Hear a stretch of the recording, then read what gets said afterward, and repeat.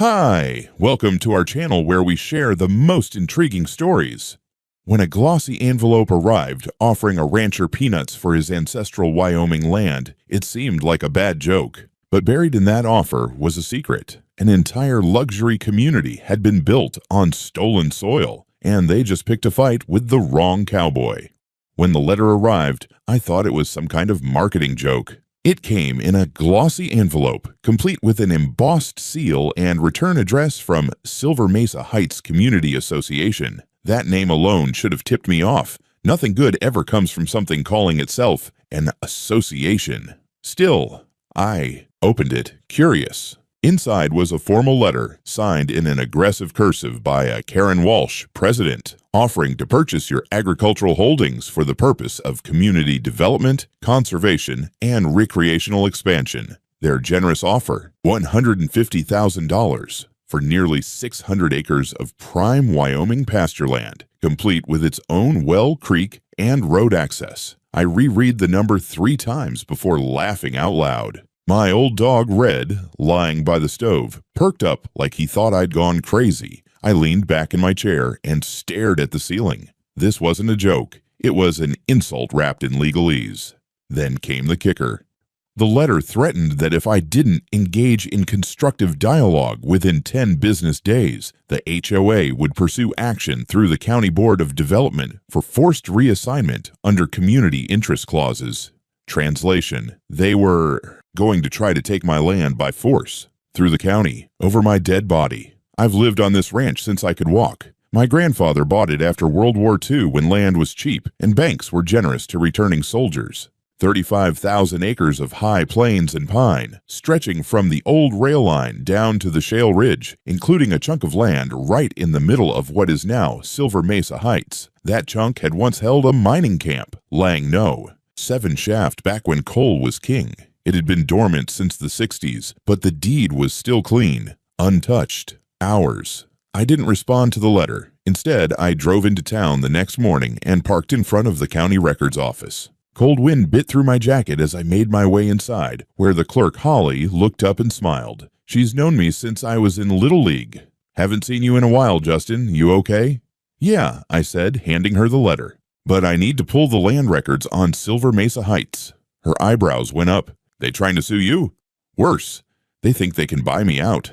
I need to see who actually owns what out there." An hour later, I was at a back table, surrounded by survey maps, scanned deeds, and old lease agreements. The HOA development sat like a tick in the middle of my family's land, more specifically on Parcel 42 Alpha, leased in 1948 by the Lang family to what was then the Bighorn County Land Trust for a 99-year term. I flipped through the lease. The termination clause was clear, non-renewable without express written agreement from the Lang family. And guess what? Nobody ever renewed anything. As far as the law was concerned, I still owned it all. Their gentrified sidewalks, their bougie golf club, their imported decorative maples, all of it stood on my dirt, and they had no idea. I gathered the maps, made copies of the original lease, and drove straight to my attorney, Evelyn Marsh. She's the kind of woman who once made a judge cry without raising her voice. "They think they're buying 600 acres from you for a song," she said, reading the letter. "Do they even know who you are?"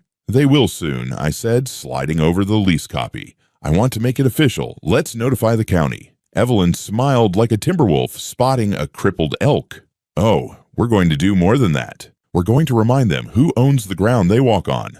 By the time I drove back out to the ranch that evening, the sun was dipping low behind the hills. My phone buzzed as I passed the front gate. Email from Evelyn. She'd already filed an official notice of inquiry with the county recorder's office, flagged the lease, and drafted a letter to the HOA's legal counsel. The game was on. The invitation came 3 days later, slid under the gate at the edge of my property in a cheap envelope with faux gold lettering. "You are cordially invited to an open dialogue regarding land negotiations," it read, "at the Silver Mesa Heights Community Hall, Thursday at 5 p.m. Attire, business casual." I considered tossing it in the fire, but something told me it was better to look this beast in the eyes. So, Thursday afternoon, I saddled up, not on a horse, but in my old Ford Super Duty, still dust-covered from a morning out near the southern boundary line, and drove the 30 minutes into enemy territory. Silver Mesa Heights was everything I hated about modern development. Identical beige homes with artificial stone facades, winding roads named after birds that had never flown here, and hedges trimmed with military precision. HOA paradise. The community hall sat near the golf course, flanked by ornamental fountains and flagpoles. I parked out front like I owned the place, because in a way, I did. My boots echoed off the polished concrete floors as I stepped inside. The air smelled like air freshener and expensive desperation. There were maybe 20 people in the room, all dressed in what I could only call boardroom cowboy. Pressed jeans, spotless boots, faux flannel. At the far end of the room stood a woman in a white blazer with a name tag that read, Karen Walsh, President. She was already talking when I walked in.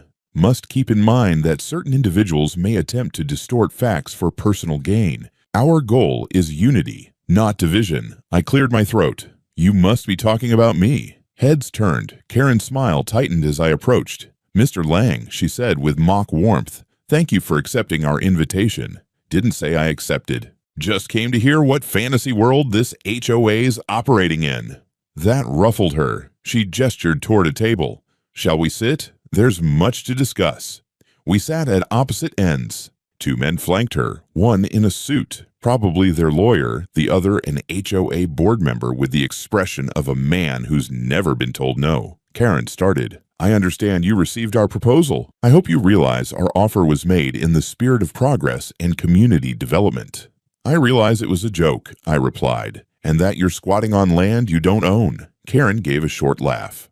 Oh, come now. These threats may work in backwoods land disputes, but here in Silver Mesa, we operate under governance and procedure. I pulled out the copy of the lease. This backwoods document says otherwise. You're on Lang land, always have been. And unless I missed something, you haven't paid a dime in rent for over 20 years. That hit like a gunshot. Her lawyer leaned over to look at the document. The color drained from the board member's face. Karen, to her credit, didn't flinch. Not yet. We'll review this, she said curtly. But even if it were accurate, the doctrine of adverse possession may come into play. We've built infrastructure, invested. There's no adverse possession in Wyoming without hostile use and notice. And you didn't even know whose land you were on. That's not adverse. That's ignorant. Karen's mask cracked just enough for me to see the fury flicker behind her Botoxed smile. Mr. Lang, this doesn't need to be adversarial. Surely we can reach a private agreement. I stood. Oh, I agree. But I think you misunderstood who's negotiating here. I handed her a copy of the cease and desist Evelyn had prepared. Official notice of unauthorized development, demand to halt all HOA activities on Lang-owned parcels, and request for immediate removal of structures on parcels 42A, 42C, and 43D. Karen scanned it, her jaw tightening with every line. This will cripple the community, she whispered. No, Karen, I said, turning to walk away. This just exposes what's been rotting underneath it. As I left the hall, I could feel the weight of their stares on my back, silent, stunned, and afraid. The real shock hadn't even started yet. I didn't even make it back to the ranch before the panic started. My phone buzzed nonstop all the way down the gravel road. Calls from unknown numbers, voicemails from nervous board members, one particularly frantic message from someone claiming to be legal counsel for the HOA. I ignored them all. By the time I pulled up to the barn, I'd already heard from Evelyn. The county office had logged our filings, and the notices were live. The hammer had officially dropped. The next morning, the real chaos began. It started with the bank. According to Evelyn, the Silver Mesa HOA had been trying to secure a new round of refinancing, likely to fund their half-finished eco park and overpriced walking trail project. But now, with the title status flagged and a pending property dispute in the public record, the bank froze everything. No money, no guarantees, no progress. Then came the insurance. Their general liability carrier pulled out after a hasty internal audit. Title encumbrance, they cited. Elevated risk due to unresolved land ownership. The moment those words showed up in the system, their coverage vanished. Property, liability, board protection gone overnight. I didn't even have to lift a finger. The machine started eating itself. By Friday afternoon, residents of Silver Mesa were flooding the HOA email with questions. Why are road repairs on hold? Why is the new pool closure notice posted? Why did the bank suddenly halt construction on the golf course extension? And, more importantly, why were they just now hearing about a land dispute that could threaten their home values? Karen, never one to go down quietly, doubled down instead. She called an emergency HOA meeting Saturday morning in the clubhouse, but it wasn't a meeting, it was a rally. I got the footage later from someone who'd secretly recorded it. She stood there in front of a room full of angry homeowners, spinning a story that made me out to be a malicious land hoarder who had duped the system with ancient paperwork and predatory intent. She claimed the lease had expired, that my family had abandoned the land, and that her legal team was preparing to neutralize my claims in court. And then, the real bomb, she proposed a new emergency measure, a community fund levy, which would require each homeowner to pay a special $5,000 fee to defend Silver Mesa from unjust external legal threats. I nearly choked on my coffee when I read that. The kicker, she claimed the vote had passed unanimously, but not everyone was buying it. Sunday morning, I got a knock on my office door. It was a man in his 60s, broad-shouldered, weathered face, well-worn jacket. Name was Tom Rayburn. He lived on Trail Creek Lane in Silver Mesa and had been on the HOA's original architectural committee. "Mind if I come in?" he asked. "I think we've both been on the receiving end of some grade-A bull." We sat down at my kitchen table. Tom explained that he and several other longtime residents were beginning to suspect something was deeply wrong. The vote Karen claimed had passed. None of them were informed about it. Several had never seen a ballot. The people she said had supported the levy, some were out of town. Others had voted no. One had been dead for 3 months. "I checked with 4 of my neighbors," Tom said. "All of them say their signatures were forged." I handed him a copy of the lease and the official land use filings. "She's been building on stolen land, Tom. Now she wants your money to cover the fallout." He rubbed his face and sighed. "Then it's worse than I thought." Tom didn't leave empty-handed. I gave him copies of everything, including the cease and desist, and encouraged him to speak to an attorney. If people inside Silver Mesa started turning against her, the whole facade could collapse before it even reached court. Before he left, he said something I won't forget. "She thought we were sheep. But it turns out, you're the shepherd." By Monday morning, 3 more residents had contacted me, quietly, nervously, asking for details. It was spreading. The HOA board was fracturing. The panic was becoming visible. And Karen. She was just getting started. I should have known Karen wouldn't just sit back and let things unravel. The woman had the tenacity of a raccoon in a dumpster fire, determined, shameless, and way too comfortable with filth. The day after my talk with Tom, Evelyn forwarded me a copy of a petition that had been submitted to the county clerk's office, a formal claim from the Silver Mesa HOA contesting my rights to the land. Their argument? That the lease was functionally abandoned, that the HOA had made significant and irreversible capital investments, and that therefore, by doctrine of implied easement and estoppel, the land was now effectively theirs. It was nonsense. Legal spaghetti thrown against a courthouse wall, but then I saw the signatures, dozens of them, residents, supposedly backing Karen's version of the truth. Some names I recognized, people Tom had told me were against the levy. Others I knew had explicitly stated support for my case in private. The best part? Right there, tucked between a Judy M. Rollins and a Stephen B. Hahn, was a man named Larry Fieldstone. Larry had died of a stroke 7 months ago. I drove straight to Evelyn's office. She was already flipping through the documents when I walked in. "Forgery," she said flatly, handing me the stack. "I've already contacted 3 people whose signatures appear here. All of them deny signing anything. Can we nail her on it?" Evelyn gave me a smile that could have frozen lava. "Oh, we're not just nailing her. We're building the gallows."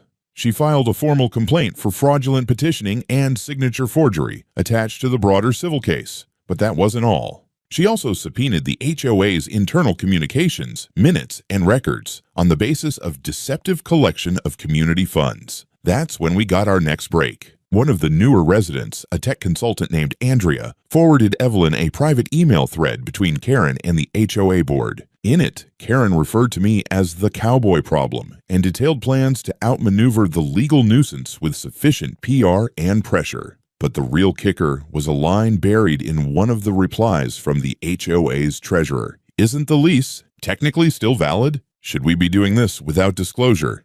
We had them. At the same time, Tom returned with even bigger news. He'd spoken to a former employee of the original land development firm that built Silver Mesa, an older gentleman named Walter Grant. now retired and living 2 towns over. Walter had handled document scanning and filing for the real estate firm in the late 90s and remembered the Lang parcel lease vividly. Everyone knew that land wasn't clean, he said. There was this whole mess with the mineral rights and the lease clock ticking, but the higher-ups said to push forward and keep quiet. Tom arranged for me to meet Walter at a diner just off the interstate. Walter was gray, stiff in the joints, and sharp as a scalpel. He came armed with a file folder of his own, memos, emails, dated internal faxes, enough paper to give a court clerk a stroke. I asked him point blank, did they knowingly build on land they didn't own? He didn't hesitate. Yes, they hoped the Lang family wouldn't notice before the 99 years were up, and by then they'd hide behind the homeowners. I thanked him and offered to pay for lunch. He refused. I've lived long enough to know when a man's been done dirty, you're not just defending land, you're defending truth. By the time I got home, Evelyn was already preparing witness statements and affidavits. We weren't just sitting on a property dispute anymore. We were sitting on a powder keg of willful fraud, coordinated deception, and now federal wire fraud, since the Levy communications had traveled across state lines. And Karen, she must have smelled the smoke, because the next day, I got served. A lawsuit filed by the Silver Mesa HOA, alleging defamation, malicious interference, and deliberate destabilization of a lawful residential organization. They wanted an emergency injunction to silence me, freeze my public statements, and stop me from harassing residents. I didn't say a word. I just handed the papers to Evelyn, who laughed so hard she spilled her coffee. "You're not harassing them," she said, shaking her head. "You're burying them. And now they're trying to throw dirt in their own grave." The hearing was set for the following Thursday in the Sweetwater County Courthouse. Gray stone, cold halls, and a judge with the personality of a granite countertop. Perfect setting for what was shaping up to be a public execution. The emergency injunction Karen filed didn't stand a chance, but that didn't stop her from parading into the courtroom with a full entourage. A private attorney in a $1,000 suit, 2 HOA board members looking like they'd just lost a bet, and, of course, Karen herself, dressed like she was auditioning for a real estate commercial. Evelyn and I sat quietly at our table while the judge reviewed the packet. The courtroom was small but packed. A few curious residents from Silver Mesa showed up, no doubt wondering what kind of hell their HOA had dragged them into. Karen's lawyer began with a speech so oily it could have fried a bucket of chicken. He claimed I had launched a calculated smear campaign to damage the HOA's standing, that I was weaponizing outdated property documents to interfere with a peaceful community, and that the Lang family's lease was functionally extinguished due to non-use and lack of enforcement. Evelyn didn't even flinch. When it was her turn, she walked up with the calm confidence of someone holding a winning lottery ticket. She introduced the court to the lease, highlighted the non-renewal clause, and detailed how the HOA had continued to build, maintain, and profit on land it didn't legally control, all while actively avoiding investigation into title status. Then she brought up the forged petition signatures, showing the judge how at least 6 names, including a deceased man, had been falsely listed. She even brought in a forensic handwriting expert's early opinion to support it. And just as Karen's lawyer stood to object, Evelyn dropped the email thread, Karen's own internal HOA correspondence. The judge raised an eyebrow. "Ms. Marsh, are you alleging intentional fraud by the Homeowners Association?" Evelyn smiled like she'd been waiting to say it all week. "Yes, Your Honor. And we're preparing a full civil suit to that effect, along with affidavits from residents, former contractors, and internal whistleblowers. But for today, we simply request the injunction be denied and our counterclaim for fraudulent community levy and land encroachment be allowed to proceed." Karen's lawyer sputtered something about unsubstantiated hearsay, but the judge cut him off. "Motion to silence denied. Counterclaim accepted. Prepare for full hearing." Karen looked like someone had punched her in the solar plexus. Her mouth opened, but no sound came out. The crowd murmured. Evelyn leaned over and whispered, "Now it's official. We're in the driver's seat." After court adjourned, a reporter from a local news station caught me in the hallway. Apparently, word was spreading fast. Local rancher claims HOA built a neighborhood on stolen land was already being drafted for the evening segment. I didn't say much, just confirmed we were pursuing action and told them to talk to my attorney. But that evening, my phone blew up. Calls, emails, messages from people I hadn't heard from in years. some from other HOAs, from neighboring counties, even from a few attorneys out of state who wanted to talk strategy. More importantly, Silver Mesa was now imploding from the inside. Tom texted me a photo of a notice someone had taped to the clubhouse door. Emergency meeting. Residents demand financial audit. The HOA board was being called out publicly. Residents were asking for transparency, and one woman apparently tried to access the association's budget reports and was told that information is restricted. Word is she called her lawyer immediately. The next day, Evelyn got an email from a county official. They were initiating a title investigation into the original development permits for Silver Mesa, prompted by the documents we submitted. If they found irregularities, especially with tax filings, land grants, or infrastructure approvals, the fallout could go nuclear. I spent that night reviewing witness statements, especially Walter Grant's.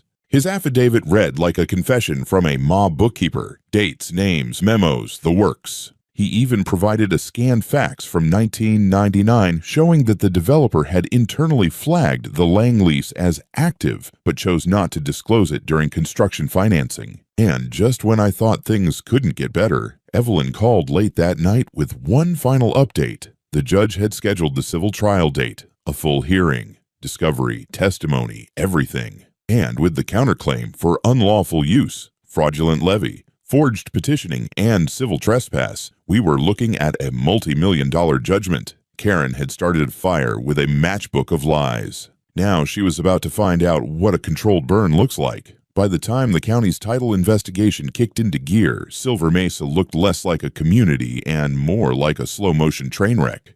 Mailboxes were overflowing with anonymous flyers, some slamming Karen for mismanaging funds, others warning residents that their property deeds might not be worth the paper they were printed on. A few brave souls even started taping handwritten signs to their windows. No more HOA lies, and Lang owns the land. We demand answers.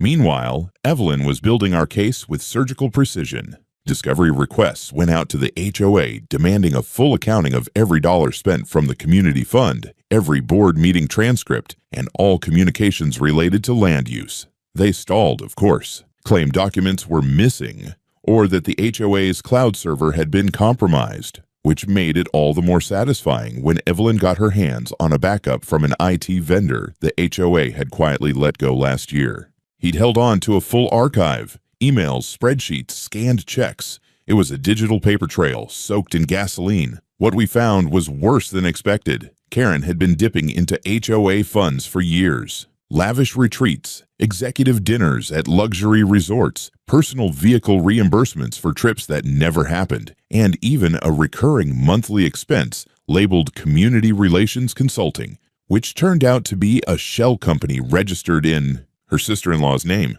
In total, nearly $160,000 unaccounted for, but it didn't stop there. We discovered that the emergency legal defense levy she pushed through with forged votes had been spent before it was even collected. She'd borrowed from the operating reserve, redirecting funds to cover previous deficits, ones she'd created with her personal mismanagement. The HOA was flat broke, legally, morally, structurally. And yet, she still showed up to board meetings, sunglasses on indoors, spinning her narrative like nothing had changed. "This is a coordinated smear campaign," she said in one clip. "A rural landowner trying to extort our peaceful neighborhood." Then came the final straw. One Friday afternoon, as I was checking fence lines near the North Ridge, I got a call from Tom. He sounded shaken. "You need to come down to the community center, now." When I got there, 2 sheriff's cruisers were parked outside. Inside, residents were gathered in hushed clusters. At the front of the room, Karen sat stiffly in a folding chair, hands on her lap. 2 plainclothes investigators stood nearby. A deputy handed her a folder and read aloud the charges: criminal fraud, document falsification, unlawful collection of public funds, and misuse of fiduciary power. Someone gasped. Someone else applauded. Karen didn't speak, just stared forward as if waiting for someone to wake her up. They escorted her out of the front door in handcuffs. No one stopped them. The board collapsed overnight. 3 members resigned. The treasurer disappeared entirely. A temporary oversight committee formed, composed of residents who now just wanted answers and some damn peace. That night, I met Evelyn at her office. She had the final estimates tallied. Between back rent, Property damages, civil fraud, and punitive penalties, she said, flipping through the paperwork. We're looking at a conservative claim of $3.2 million, possibly more if the judge tacks on personal damages. And the land? I asked. She smiled. Still yours, and the county just voided all HOA claims to it. Their charters suspended. HOA operations are frozen. You're officially their landlord now. Congratulations, you own a luxury golf community. I didn't laugh. Not yet. Instead, I stared at the county seal on the first page of the judge's order. All rights to the land known as Silver Mesa Heights remain with the Lang family estate. I traced the words with my thumb, letting the weight of it settle. This wasn't revenge. This was reclamation.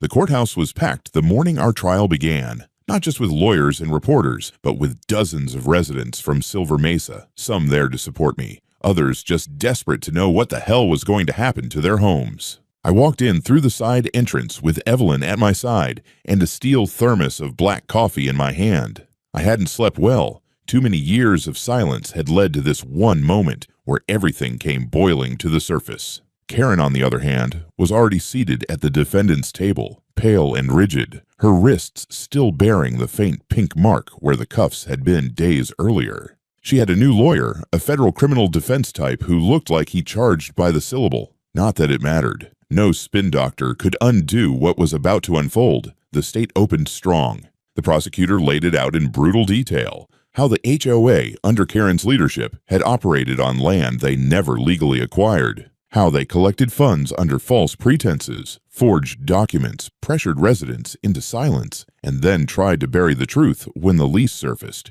He introduced exhibits, the petition with fake signatures, internal emails, and receipts showing HOA money used for everything from spa treatments to a custom-built gazebo on Karen's private deck. Then came the witnesses. Tom testified first, calm and direct. He spoke about the rigged vote, the unexplained levies, and the fear tactics used to keep residents in line. Then Andrea, the tech consultant, took the stand and read from Karen's emails aloud. The line, "We can spin this cowboy nonsense into a PR win," hung in the courtroom like smoke. And then Walter Grant stepped forward. The man moved slow, but when he talked, you could hear a pin drop. He explained the buried lease records, the deliberate ignorance of the developers, and the pressure he faced to stay quiet. He even brought a printed memo from 1999 with the words "Lease in dispute, do not disclose to bank," stamped in red across the top. When it was my turn, I spoke plainly. I told the jury about my family's land, my grandfather's lease, the years I'd watched as people built over something they never asked for. I talked about the threats, the lies, and how close I came to just walking away from it all. But mostly, I talked about the people who'd trusted that HOA, who'd bought homes thinking their foundations were solid. None of this needed to happen, I said. If they'd just told the truth from the beginning, we wouldn't be here. Karen never looked at me. Her defense attorney tried to argue that she was just following precedent, relying on advisors, unaware of the deeper legal issues. But the jury wasn't buying it. The documents didn't lie. The forged signatures didn't lie. And Karen's own emails, cold, calculated, damned her more than anything else. After 6 days of testimony and less than 4 hours of deliberation, the jury returned their verdict. Guilty on all counts: fraud, forgery, criminal mismanagement, and malicious misuse of fiduciary powers. The civil verdict followed immediately after. The court awarded me $3.2 million in damages, plus full rights to enforce lease termination. The judge ruled that all HOA assets, including shared facilities and infrastructure, were now to be assessed under the Lang estate until a negotiated buyout or lease agreement could be reached. The courtroom didn't erupt. It didn't need to. The silence said it all. Karen was remanded into custody immediately, 17 years, with no possibility of parole for at least 10. She didn't cry. She didn't scream. She just stood up stiffly, turned once, perhaps toward the door, perhaps toward the life she'd torched, and disappeared behind the wooden divider. Outside the courthouse, cameras flashed. I gave a single statement. Justice was served. The land is ours. And next time someone offers you a lowball deal with a threat attached, check who really owns the dirt under your feet. A month after the verdict, I stood on the ridge above Silver Mesa Heights and watched the sunrise creep across what used to be their clubhouse, now quiet, empty, and locked behind a rusted gate. The HOA signs had been stripped from the fences. The fountains had been shut off. The golf course was overgrown at the edges, and the pool sat covered in a film of green, like a metaphor nobody wanted to say out loud. The land was mine again. Officially, completely. The county had dissolved the HOA charter within 2 weeks of the trial. The board resigned en masse, some quietly fleeing town, others just disappearing into their beige homes like ghosts. Karen was in a federal detention center downstate, and last I heard, she'd already tried and failed to file an appeal. 17 years. I'd call it justice, but it still felt too light. I didn't evict the residents. That wasn't the plan. Evelyn and I drafted lease agreements, real ones, clean ones, and offered them to the homeowners. Pay fair market value for the land your house sits on or move. No tricks, no threats, just clarity. Roughly half chose to leave, their homes sold off at a loss or repossessed by banks trying to salvage something from the wreckage. The other half signed with relief. Some even thanked me. I didn't know what was happening, one woman told me as she handed over her signed lease. We trusted them. I nodded and said nothing. There wasn't much to say. With the reclaimed land, I started building.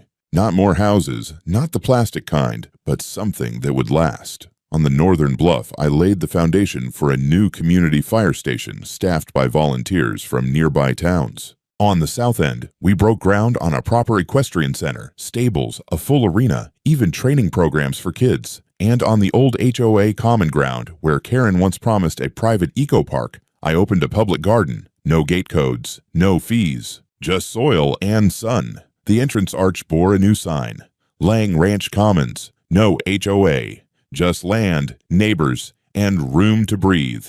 The first time I saw it lit up at night, I just stood there in silence, hands in my pockets. It was everything the HOA promised but never delivered. Evelyn said we could have auctioned the remaining parcels and walked away with more than $7 million. Maybe I still will someday, but not yet. For now, the land needed to breathe. So did the people on it. On the 4th of July, we held a barbecue in the field that used to be the HOA's private event lawn. I rolled up in my pickup, parked next to a line of lawn chairs, and flipped burgers for 2 hours. Tom brought his grandkids. Andrea played DJ. Even Walter Grant showed up, wearing a cowboy hat that looked older than me. He handed me a beer and said, "You ever consider running for county commissioner?" I laughed so hard I nearly dropped the spatula. That night, as fireworks cracked above the Wyoming sky, I stood out by the fence line and looked back at everything we'd fought through. Lies, threats, lawsuits, fraud, politics. And it hit me. This wasn't just about boundaries or deeds or who had the bigger lawyer. It was about ownership.